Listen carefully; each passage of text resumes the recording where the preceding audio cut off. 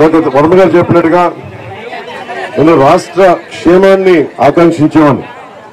ఈరోజు పొత్తు ఇది మొదటిసారి కాదు, 2014లో కూడా మీ దృష్టికి తీసుకొస్తున్నాను. ఎందుకు ఆ రోజున కూడా తెలుగుదేశం నరేంద్ర మోదీ గారి నాయకత్వంలో బీజేపీకి ఎందుకు సహకరించాను, ఎందుకు మద్దతు ఇచ్చానడానికి ఆ రోజు నాకు అవకాశం ఉండి కూడా పోటీ చేయాలి. ఆ రోజున నేనేమనుకున్నానంటే మనం ఓట్లు చీలిపోకుండా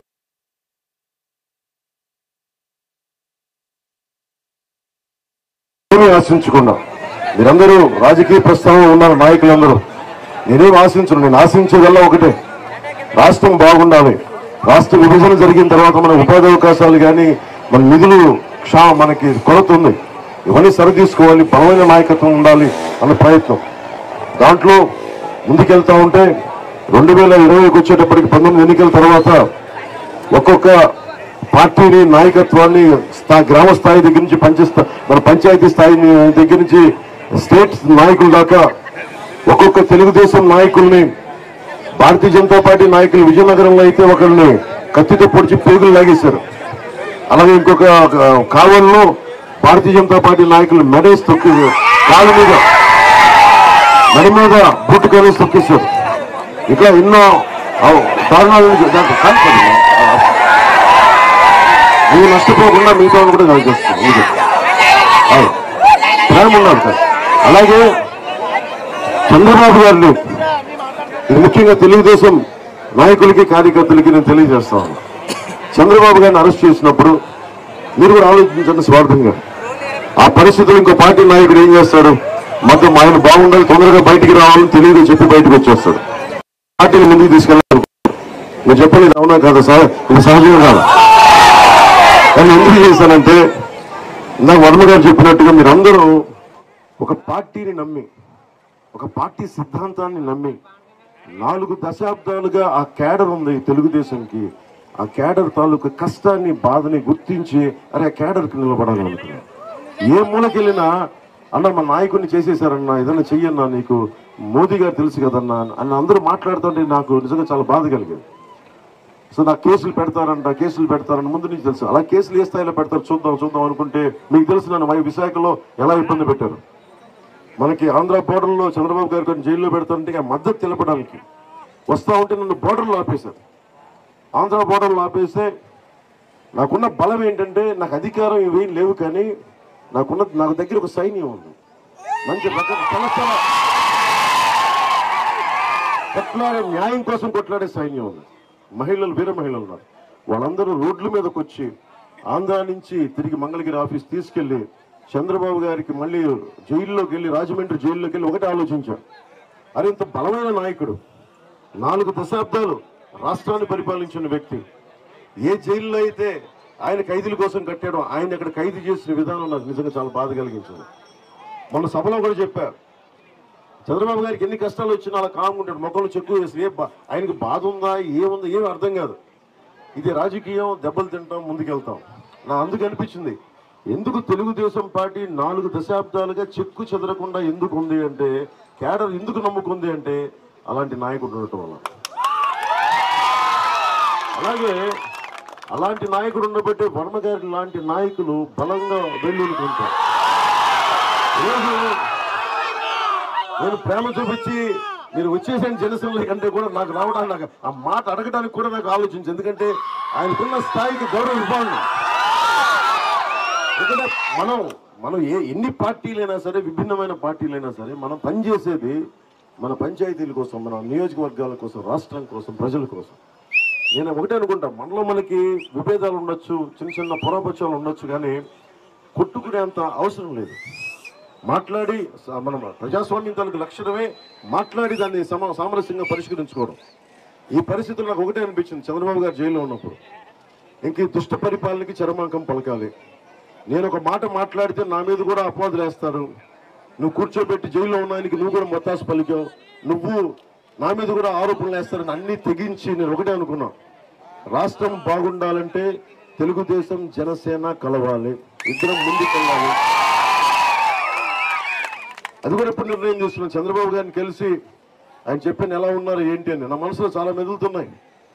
పొత్తు చెప్పాలా వద్దా, అసలు వెళ్ళాలా వద్దా, వెళ్తే ఏమవుతుంది, చెప్పకపోతే ఏమవుతుంది, చెప్తే నా జనసేన పార్టీలో ఉండే నాయకులు ఏమంటారు, మద్దతుదారులు ఏమంటారు, అరే మనకు అవకాశం ఉంది కదా నువ్వు అనవసరంగా కూర్చొని పొత్తు పెట్టుకొని నువ్వు ఇలా చేసేవేంటని అంటారు. ఇదన్నిటికీ మించి నేను ఏడుకొండల వాడిని చిన్నప్పుడు ఆ గుడికి వెళ్ళి యోగా నేర్చుకుంటూ ఒకటే చూసేవాడిని, ధర్మో రక్షితి రక్షిత, నువ్వు ధర్మాన్ని రక్షిస్తే ధర్మాన్ని రక్షిస్తుంది. నేను అదే నమ్మా. ఎవరు ఏమనుకున్నా 14 సంవత్సరాలు ముఖ్యమంత్రిగా పరిపాలించిన వ్యక్తి, ఇంత బలమైన పార్టీ నడిపిన వ్యక్తి, అలాంటి వ్యక్తికి తప్పు జరుగుతున్నప్పుడు అండగా ఉండకపోతే తప్పు చేసిన అవుతాను. నేను తెలుగుదేశం పార్టీ కార్యకర్తను కాకపోవచ్చు, కానీ నా రాష్ట్రంలో ఒక నాయకుడు ఇబ్బంది పడుతూ ఉంటుంది, నా సమస్య కూడా నిజంగా బాధ కలిగి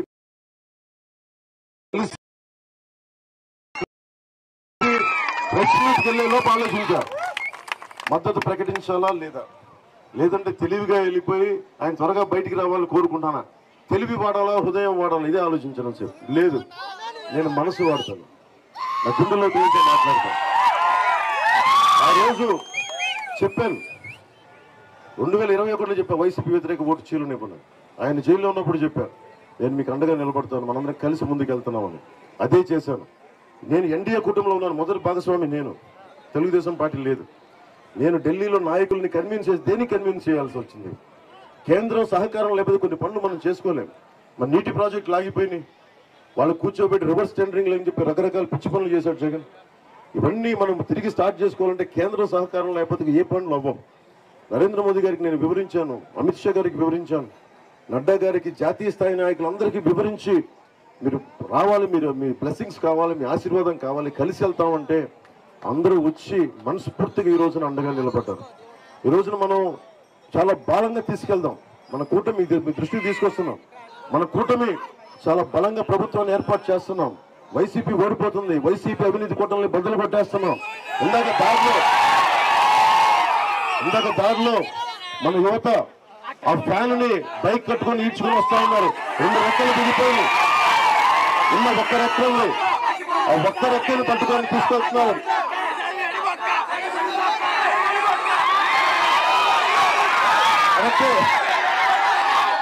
అరటి పళ్ళు తొక్కేది, పండు లేదు లోపల, అరటి పళ్ళు తొక్క ప్రభుత్వాన్ని తీసి ఎలక్షన్లో చట్టబట్టలో పడేద్దాం.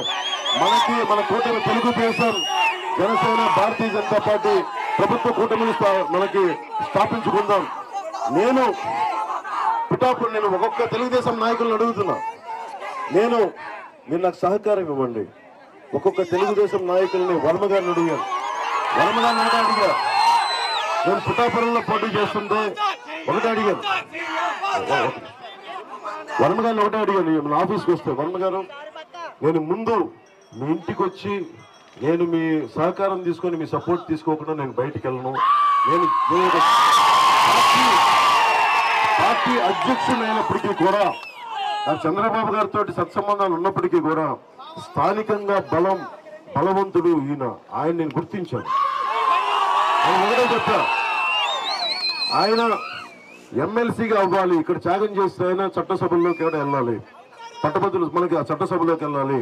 నా వంతు సహకారం కూడా చంద్రబాబు గారు ఆల్రెడీ చెప్పారు, ఆయనకి క్షత్రియ కోటాలు ఇస్తానని. అలాగే నేను కూడా చెప్తున్నాను, సంపూర్ణంగా నా మద్దతు వారికి తెలియజేస్తాను. ఆయన ఎమ్మెల్సీ వెళ్ళే వరకు ఒకటే కాదు, తెలుగుదేశం కార్యకర్తలకి, నాయకులు కూడా చెప్తున్నాం, జనసేన వేరు కాదు, తెలుగుదేశం వేరు కాదు, భారతీయ జనతా పార్టీ వేరు కాదు. 175 స్థానాల్లో మనకి భారతీయ జనతా పార్టీ పోటీ చేస్తుంది. మేము అలాగే ఆలోచిస్తున్నాం. 175 స్థానాల్లో టీడీపీ పోటీ చేస్తుంది, 175 స్థానాల్లో జనసేన పోటీ చేస్తుంది.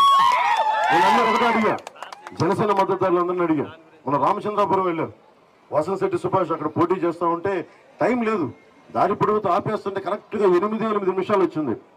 తన సెట్టిపల్లి కులానికి చెందిన వ్యక్తి, నాకు ఒకటే అనిపించింది, అబ్బాయికి నిలబడాలి అడ్డంగా వెళ్ళి చెప్పాను. మనస్ఫూర్తిగా వాసనశెట్టి సుభాష్ కేసి తెలుగుదేశం పార్టీ సైకిల్ గుర్తు మీద మనస్ఫూర్తిగా ఆయన గెలిపించండి అని చెప్పి నేను అభ్యర్థించి ఆర్థించి వచ్చాను. ఏం చెప్తున్నానంటే బలమైన నాయకుల సమూహం కావాలి.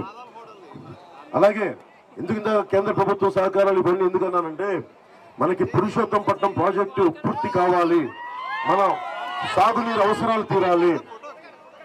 శుద్ధగడ మొత్తం 5 నియోజకవర్గాల నుంచి సమస్యలు ప్రతిసారి నేను ప్రతి ఊర్లో ఉన్న రైతాంగాన్ని చెప్తా ఉన్నా.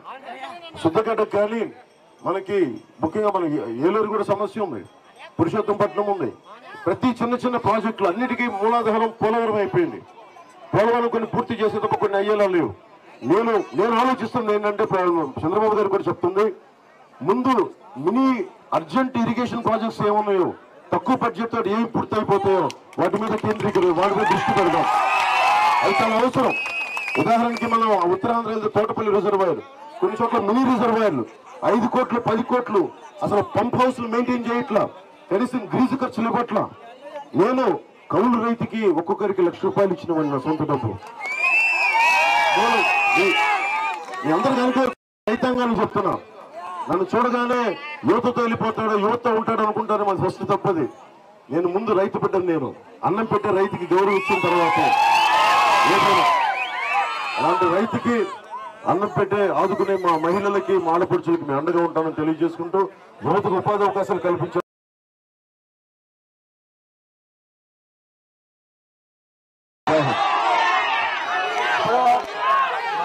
జనసేనకి 2 ఓట్లు వేయాలి, పవన్ కళ్యాణ్ గారికి ఓటు వేస్తామని అందరూ చేతులు రావకండి. జై జనసేన, జై టీడీపీ.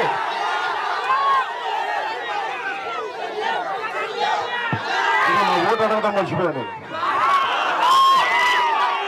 అలా కాదు, ఎమ్మెల్యే అభ్యర్థి అడగాలి కదా ఓటు.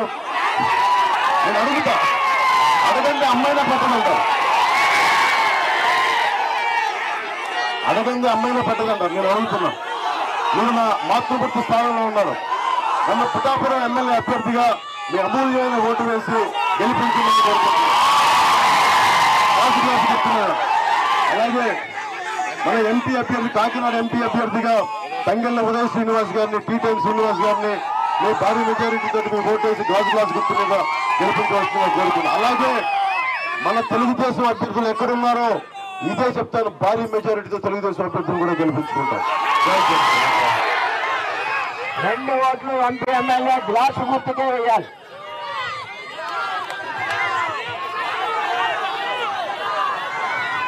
ఊరు మంది గ్రూప్ సిరీస్